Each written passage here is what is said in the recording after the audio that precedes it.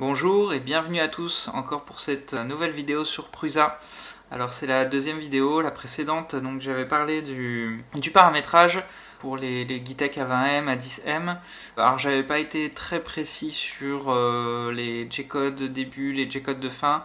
On va revoir juste un petit peu les paramétrages des imprimantes et après on part sur les fonctions spécifiques de Prusa qui sont pour la double extrusion, donc ce qui va nous intéresser nous, la tour de purge pour les impressions sans bassin, et vous montrer la particularité de Prusa et l'avance qu'ils ont sur la possibilité de purger dans les impressions. On va voir ça ensemble sur deux modèles. Le premier modèle, ça va être un cube de calibrage tout simple, avec deux couleurs, une couleur intérieure et une couleur extérieure. Et le deuxième modèle sur un chat articulé. Du coup, je vais en profiter pour vous montrer aussi les petites spécificités qui sont accessibles aussi sur l'explosion de STL pour pouvoir paramétrer après les couleurs. On va commencer très vite, on va revenir sur les paramètres de mon imprimante, surtout au niveau des G-codes. Donc en fait, sur la précédente vidéo, effectivement, je ne vous ai pas montré en détail, j'ai mis en commentaire les G-codes de début, les G-codes de fin. Donc là, je vous les remontre en détail, ces G-codes, le Home, le G90 pour retourner en valeur absolue, la purge. Alors, moi j'ai un bassin, donc j'ai mis ces lignes-là. Si vous n'avez pas de bassin de purge, vous faites le G-code d'un bâton de purge, qui est accessible sur les paramétrages du site de Gitek. En gros, il va faire un trait devant sur le plateau. Alors vous n'êtes pas forcément obligé de le faire si vous faites une jupe à chaque fois, parce qu'il va purger dans la jupe en fait tout simplement. Et du coup ça évite d'avoir un bâton de purge, surtout des fois le bâton de purge il peut gêner une impression. Voilà, donc ça c'est vraiment pour purger en début sur le bassin. Et le G-code de fin qui est une petite rétraction, il va revenir en Y200, donc il va sortir le plateau, mettre à zéro les températures, c'est vraiment ce qui est le plus basique. On va aller sur les réglages filaments. Donc là c'est pareil, on reste sur la même base pour choisir le type de filament. La ventilation on avait vu ça, et le G-code je vous le montre tout de suite. Alors du coup, comme je ne vais pas utiliser de bassin de purge, j'ai pas mis de ligne bassin de purge tout de suite derrière ma calibration. Donc là simplement la commande M163 pour paramétrer l'extrudeur 1 ou l'extrudeur 2. Donc pour l'extrudeur 2 forcément S1P1, et pour l'extrudeur 1 hop, qui va être S1P0, S0P1. On passe à la pratique. Donc là on est sur nos deux extrudeurs qui sont sans bassin de purge, l'imprimante qui est elle paramétrée de base, et on va pouvoir aller charger, donc moi c'est un profil d'impression que j'ai créé là, je vais le montrer en détail. Donc là il m'a forcément placé la tour de purge, il donne une longueur théorique, mais selon la taille du modèle ce ne sera pas forcément la même longueur de tour de purge. Je vais aller charger tout de suite mon STL, on peut charger les deux en même temps et ils vont se grouper tout de suite et au bon endroit en fait suivant l'origine du modèle 3D. Donc ça permet de ne pas faire de manip. Et là il m'a chargé un seul objet STL avec deux pièces STL. Donc là on voit qu'il a directement paramétré un objet avec une couleur et l'autre objet avec l'autre couleur. Ici on pourrait rechanger, si on veut être en une seule couleur, on remet l'extrudeur numéro 1 et on n'a qu'une seule couleur. Alors je vais vous montrer réglage d'impression. Couche, donc là je suis parti sur du classique, couche de 0,3. La taille de périmètre, donc là c'est en couche, donc il y a 3 couches de périmètre pour la coque. La couche solide en dessous, au-dessus, donc c'est 4 épaisseurs, donc de 0,3. Ça va faire 3 x 4, 12, 1 mm 2. Ok. Ensuite, il y a des options qui sont plus des options experts, là, périmètre supplémentaire si nécessaire. Donc ça, c'est lui qui va calculer. C'est des choses qui sont faites automatiquement. Détecter les parois fines, il va rajouter, voilà. Et après, dans avancé, position de la jointure alignée. Bon, ça, c'est par défaut. Je l'ai pas changé. J'ai pas encore regardé ce que ça impliquait. On va dans le remplissage. Donc là, on a un remplissage grille. Donc ça va être un quadrillage à 30%. Et là, ce qui est intéressant, on peut faire des motifs. Et les motifs vont être que sur la couche de finition. Et si on a 3 épaisseurs de couches pour le bas et 3 épaisseurs de couches pour le dessus, il va faire vraiment le motif que sur la couche visible et pas à l'intérieur. À l'intérieur, il va continuer à croiser. C'est quand même pas mal pour la solidité de l'impression. Voilà, après on a des options pour pouvoir rajouter des couches intermédiaires pleines dans le remplissage. Donc, par exemple, si toutes les 5 couches on veut une couche pleine, on peut le rajouter. Donc c'est ici. S'il est à 0, il ne rajoutera rien. Et combiner le remplissage, il peut optimiser si on fait une impression en 0,1 par exemple. On peut dire d'optimiser la couche de remplissage en 0,3 direct. Et là, ça va gagner du temps. Au lieu de faire 3 couches de 0,1, il va faire une seule couche de 0,3. Et ça, on va voir aussi qu'il y a un paramètre de variation de couches directement dans l'outil de Prusa qui va optimiser la vitesse d'impression selon la qualité qu'on veut. Ensuite, jupe et bordure, bon, là il n'y a pas de surprise. Si on veut une jupe, donc on met le nombre de boucles qu'on a besoin et la distance par rapport à l'objet. Donc là il est paramétré une boucle et 6 mm, on pourra mettre 2 boucles. Voilà, ça c'est au choix. Hauteur de la jupe, une couche, on peut faire une jupe plus haute. Bouclier contre le flux d'air, alors là il va directement créer une jupe aussi haute que l'objet imprimé. Là il va vraiment faire un bouclier autour pour éviter les courants d'air. Et largeur de la bordure, voilà, si on veut faire une bordure, là on indique la largeur de la bordure directement. Les supports, bon, je rentre pas parce que là on n'a pas besoin de support, donc je vais pas rentrer dans le détail. Et les vitesses d'impression à paramétrer, donc ça c'est pareil, c'est selon. Ensuite, la multi-extrusion, c'est là où on va pouvoir choisir. Donc, comme dans Cura, on a la possibilité de choisir un extrudeur ou l'autre pour des parties particulières du modèle. Donc là, extruder différemment les périmètres, les remplissages solides. Alors, ce que Prusa appelle remplissage solide, c'est les parties pleines en haut et en bas, non compris les périmètres. Voilà. Ensuite, là, c'est ce qui va nous intéresser, c'est la tour de nettoyage, donc la tour de purge, avec la position et la largeur. Alors, je vais vous montrer après que la largeur, elle a une incidence aussi sur la taille de notre tour de nettoyage, selon la quantité de matière qui a purgé. Je veux juste revenir sur une petite chose sur les filaments. On avait ici un paramètre pour la tour de nettoyage d'un volume de purge. Alors, je me suis trompé. C'est pas le volume qui va purger, c'est le volume minimum. Donc en fait, il va purger cette quantité minimum plus le volume de purge qu'on va programmer après dans le tableau des purges d'extrudeur. Je vais vous montrer après. Donc là, moi, je l'ai réglé à 0 parce que sinon, il me fait une purge supplémentaire. Du coup, ça fait beaucoup trop de matière sortie. Donc je vous invite de le mettre à 0 aussi. Dans les paramètres avancés, donc toujours dans les paramètres réglage d'impression, là, on va avoir les largeurs de débordement d'un trait d'impression. Donc ça permet les recouvrements entre deux traits quand il fait 2 traits parallèles. Voilà, à régler aussi plus finement. Alors moi j'ai mis les périmètres. Donc ce qu'ils appellent périmètre, c'est vraiment périmètre intérieur. Donc les 2 couches qui vont être à l'intérieur du trait extérieur.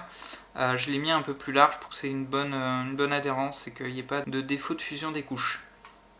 Voilà, on ne va pas regarder les options avancées, moi je les ai laissées telles qu'elles sont d'office, donc voilà.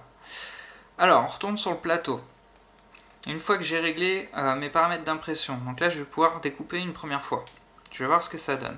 Si je regarde ma tour de nettoyage, il m'a bien fait une tour à la même hauteur, pas tout à fait à la même hauteur puisqu'en haut il n'y a que du vert, donc là il s'est arrêté au moment où il y avait les 2 couleurs qui ne se mélangent plus.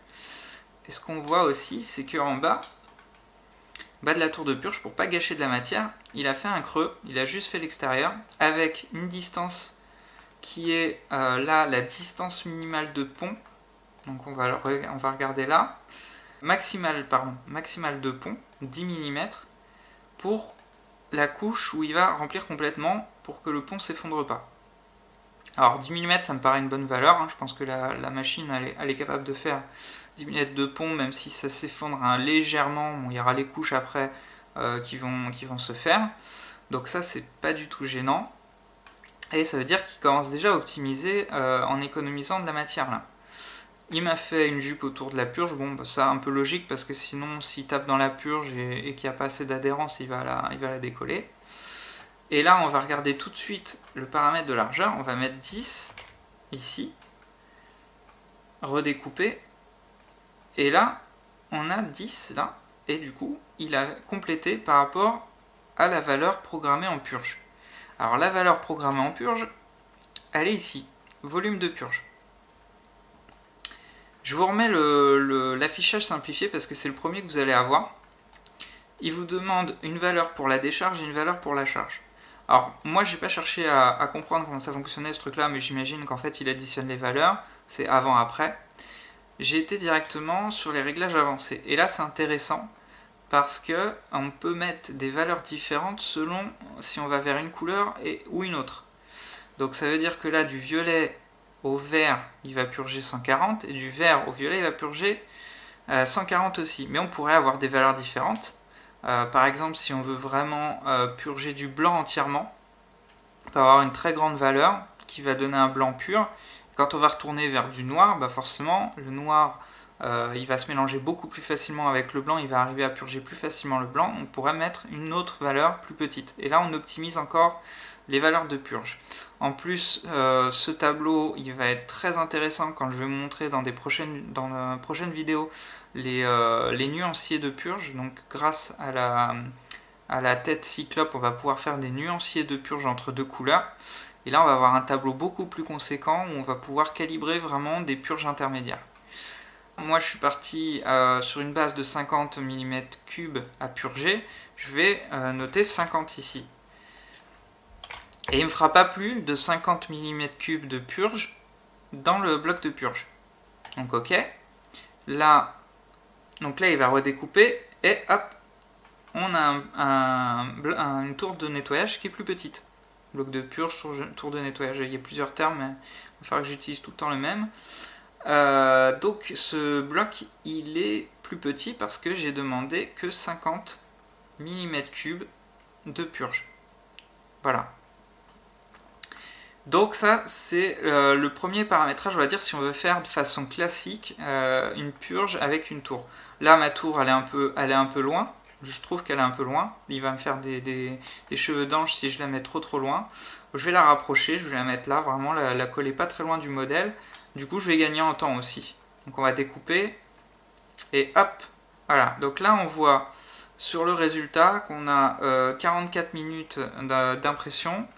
On utilise 3,67 m de filament, dont 1,28 pour la tour de nettoyage. C'est un bloc de modélisation qui est assez petit. Finalement, la tour de purge représente, on va dire, un peu plus de 50% du volume de mon modèle.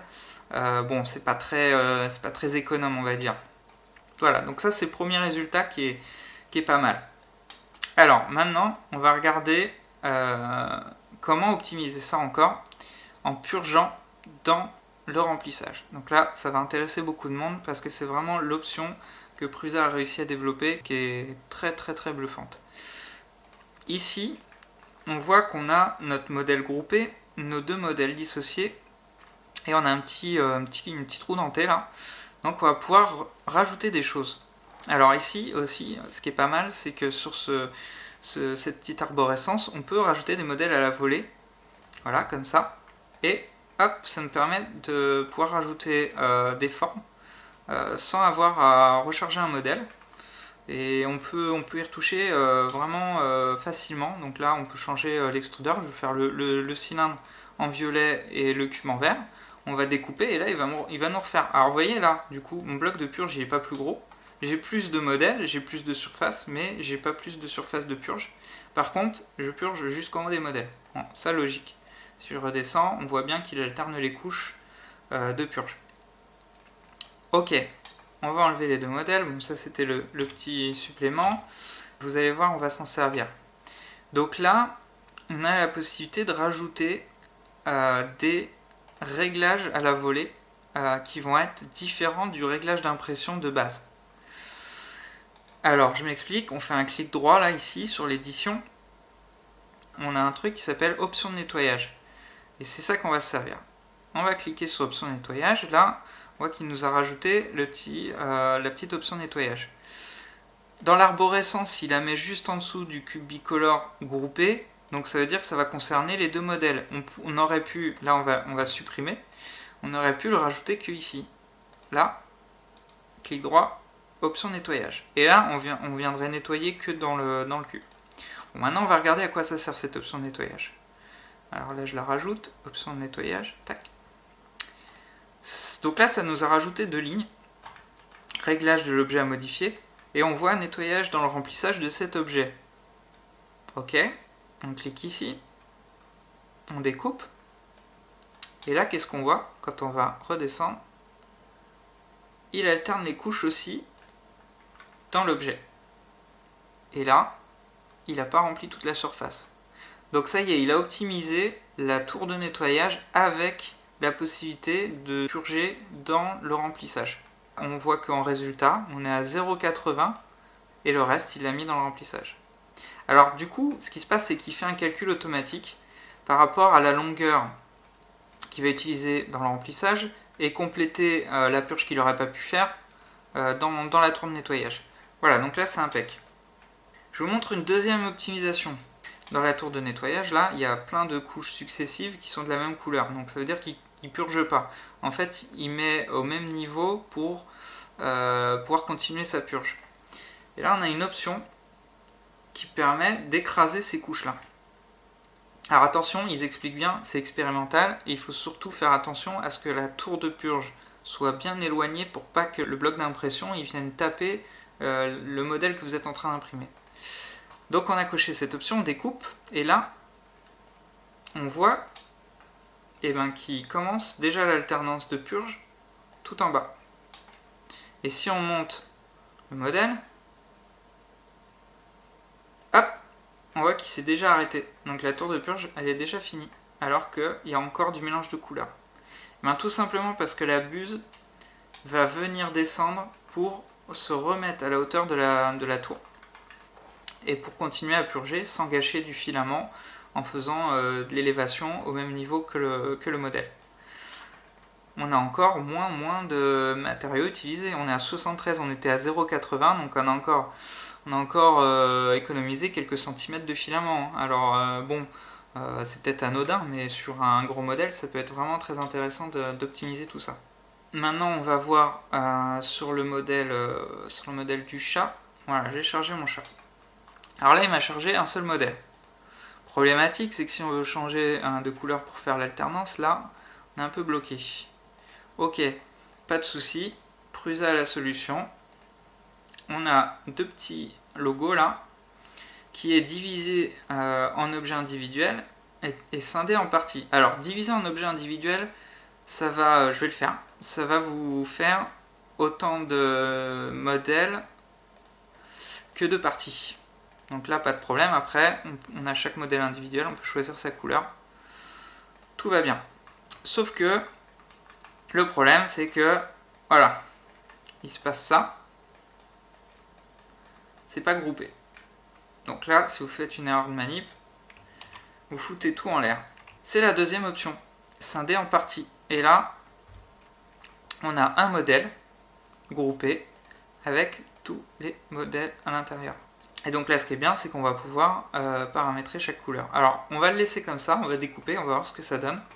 On a laissé notre optimisation de hauteur, mais là, il ne va pas la prendre en compte de toute manière, puisqu'on a un changement de couleur sur la totalité de la hauteur du modèle.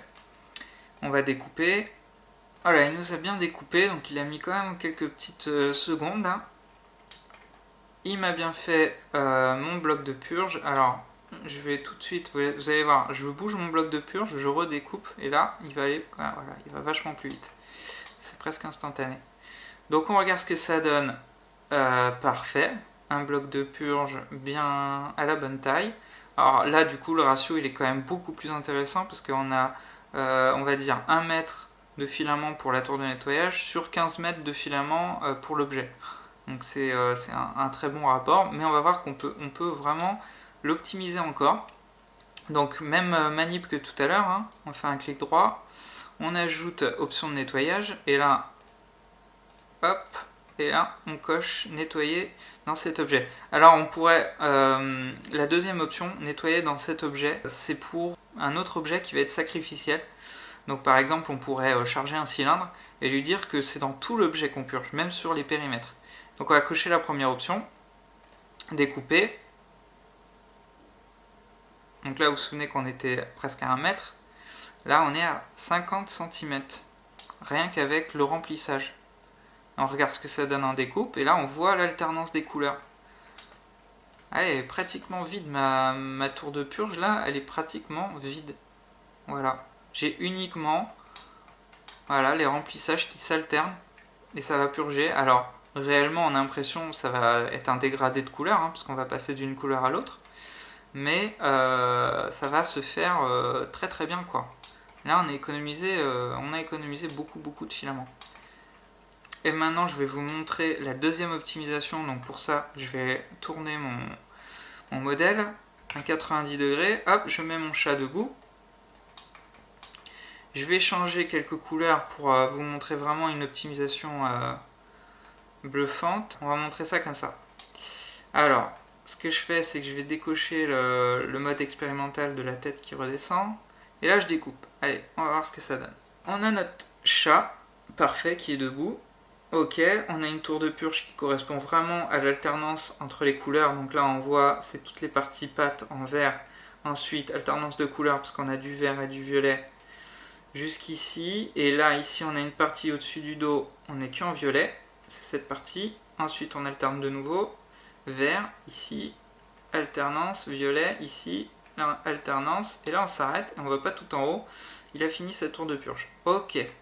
Alors normalement, on devrait être un petit peu optimisé, sauf que là, du coup, la surface de remplissage, elle est quand même moins importante puisqu'on a levé le modèle debout, c'est pas comme si on était à plat. Donc, normalement, il a optimisé, mais voilà, on voit à l'intérieur de la tour l'optimisation qu'il a faite. Ah, c'est pas mal quand même. Comme quoi, on a pas mal de surface. Ok, donc ça, c'est parfait. On utilise quand même 3,30 m. Tout à l'heure on était à 1 m, là 3,30 m, du coup on voit bien qu'en impression dans ce sens là, on n'est pas du tout. On consomme vraiment beaucoup plus pour toujours 15 mètres de filament pour le modèle. Allez, je coche mon option expérimentale. Je redécoupe. Et là, bim! On m'a retiré une grosse partie. En gros, tout ce qui est en couleur commune. On n'a que de l'alternance. On regarde à l'intérieur. Ah, par contre, j'ai un peu plus de conso, puisqu'il va purger pratiquement entièrement à certains endroits. Il n'aura pas assez de surface de remplissage pour purger complètement. Mais bon, c'est pas grave, parce qu'on a gagné. On était à 3 mètres et des bananes, là on est à 2,24, donc on a quand même gagné 1 mètre. Et on a surtout une tour qui va être moins haute, et donc sur la fin de l'impression, on va gagner du temps aussi. J'ai pas regardé le ratio temps, mais en gros, on va gagner du temps parce qu'on aura toute cette impression en haut qui va se faire sans retourner à la tour de purge. Je vous explique aussi une petite notion qui concerne la purge, c'est que plus on va imprimer fin et plus on va purger, puisque forcément à chaque nouvelle couche, en fait, il va y avoir une purge de réaliser. Donc ça, c'est important aussi de se dire, si j'imprime en 0,3, j'ai quand même moins de purge, moins de pertes que si j'imprime en 0,1. Vous avez vu que pour la purge, on peut gagner de la matière en faisant une tour, en utilisant le remplissage des modèles. Voilà, n'hésitez pas à vous abonner et à partager. Et on se voit bientôt. Allez, ciao!